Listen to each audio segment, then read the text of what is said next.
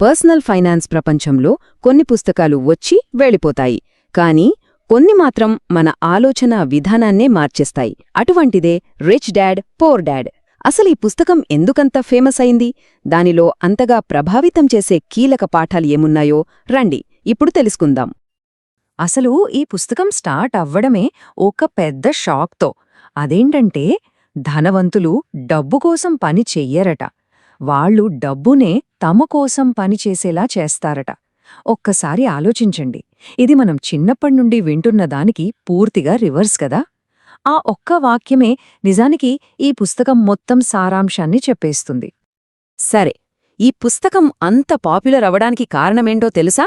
దాని కథనం. ఇది కేవలం సూత్రాలు చెప్పే పుస్తకం కాదు, ఇదొక కథ. ఇద్దరు నాన్నల కథ. ఒకరు ఒకలా చెప్తే మరొకరే దానికి పూర్తి వ్యతిరేకంగా చెప్తారు. ఆ తేడాలోనే ఉంది అసలు మ్యాటర్ అంతా. ఇందులో రచయిత రాబర్ట్ కియోసాకి తన జీవితంలో ఎదురైన ఒక విచిత్రమైన పరిస్థితిని వివరిస్తాడు. ఆయనకు ఇద్దరు తండ్రులన్మాట.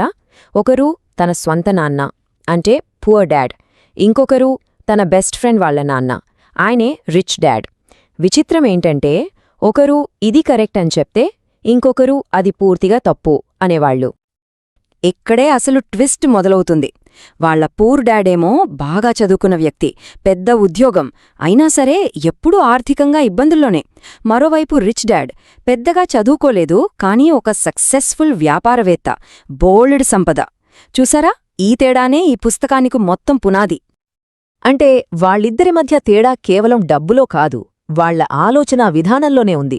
డబ్బును ఎలా చూడాలి, ఎలా సంపాదించాలి, ఎలా ఖర్చు పెట్టాలి, ఈ విషయంలో వాళ్ల మైండ్ సెట్ పూర్తిగా వేరు. ఆ తేడా ఏంటో ఇప్పుడు చూద్దాం.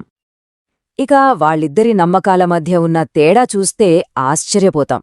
పూర్ డాడ్ ఏమనేవారంటే, బాగా చదువుకుని మంచి ఉద్యోగం సంపాదించు, ఇల్లే మనకి పెద్ద ఆస్తి, రిస్క్ అస్సలు వద్దు బాబోయ్ అనేవారు. అదే రిచ్ డాడ్ ఏమనేవారంటే, బాగా చదువు, కాని ఒక కంపెనీని కొనుగోలు చేయి, నీ ఇల్లు నీకు అప్పవుతుంది, రిస్క్ తీసుకోకుండా ఉండడం కాదు, దాన్ని ఎలా మేనేజ్ చెయ్యాలో నేర్చుకో అనేవారు. చూసారా, రెండు పూర్తి భిన్నమైన ప్రపంచారు. సో చివరికి తేలేది ఏంటంటే, ఒకరి లక్ష్యం నెల జీతం, ఉద్యోగ భద్రత, ఇంకొకరి లక్ష్యం ఆర్థిక స్వేచ్ఛ. వాళ్ల గోల్సే వేరు, అందుకే వాళ్లు నడిచిన దారులు కూడా పూర్తిగా వేరయ్యాయి. సరే, రిచ్ డాడ్ అంత సక్సెస్ అవ్వడానికి ఆయన ఫాలో అయిన స్ట్రాటజీ ఏంటి, దాని పునాది ఏంటి? అది ఈ పుస్తకంలో చెప్పిన అత్యంత సింపుల్ కానీ చాలా పవర్ఫుల్ ఒక కాన్సెప్ట్ మీద ఆధారపడి ఉంది. ఆ కాన్సెప్ట్లో మొదటిది ఆస్తి.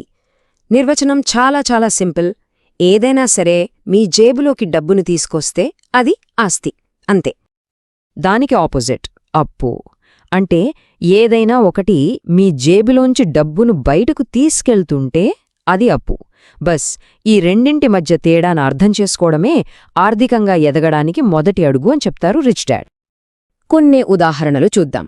స్టాక్స్, బాండ్స్, వ్యాపారాలు, అద్దె వచ్చే ఇళ్ళు, ఇవన్నీ మన జేబులోకి డబ్బు తెస్తాయి, కాబట్టి ఇవి ఆస్తులు. మరోవైపు మనం ఉండే ఇంటికి కట్టే loan, car loan, credit card అప్పులు, ఇవన్నీ మన జేబులోంచి డబ్బును తీసుకెళ్తాయి, కాబట్టి ఇవన్నీ అప్పులు.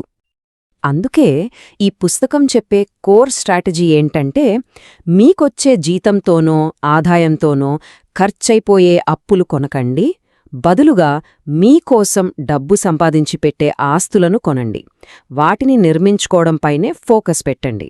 Simple, right? ఇంతలా ఫేమస్ అయిన ఈ పుస్తకం ప్రపంచంపై ఎలాంటి ప్రభావం చూపింది? మరి దీనికి కేవలం ప్రశంసలే ఉన్నాయా, లేక విమర్శలు కూడా ఎదుర్కొందా? రండి ఇప్పుడు దాని లెగసీ, దానిపై వచ్చిన విమర్శల గురించి కూడా చూద్దాం. 1997లో రిలీజ్ అయినప్పటి నుండి ఈ పుస్తకం కొన్ని లక్షల కాదు కోట్ల కాపీలు అమ్ముడైంది. ప్రపంచవ్యాప్తంగా ఎంతోమంది ఆలోచనా విధానాన్ని ఇది మార్చేసింది. పర్సనల్ ఫైనాన్స్ గురించి ఆలోచించే తీరునే ఇదొక కొత్త మలుపు తిప్పింది అని చెప్పొచ్చు. అసలు దీని సక్సెస్కి కారణమేంటి? ఒకటి, ఇది చదవడానికి చాలా సులభంగా ఉంటుంది, బాగా మోటివేట్ చేస్తుంది. 2, ఉద్యోగం చెయ్యి, డబ్బు దాచుకో అనే రొటీన్ ఆలోచనల నుండి బయటకి తీసుకొస్తుంది.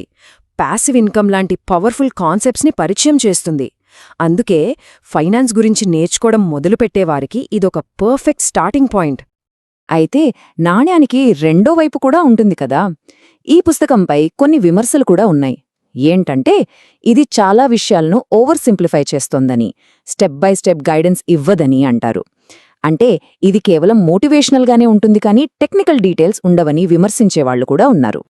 సరే, ఈ ప్రశంసలు విమర్శలు పక్కన పెడితే ఫైనల్గా ఈ పుస్తకం నుండి మనం తీసుకోవాల్సిన మెయిన్ పాయింట్ ఏంటి, అసలు టేకవే ఏంటి? ఈ పుస్తకం చెప్పే అతిపెద్ద నిజం ఒకటే: మన ఆర్థిక కష్టాలకు అసలు కారణం డబ్బు లేకపోవడం కాదు, ఫైనాన్షియల్ ఎడ్యుకేషన్ లేకపోవడం.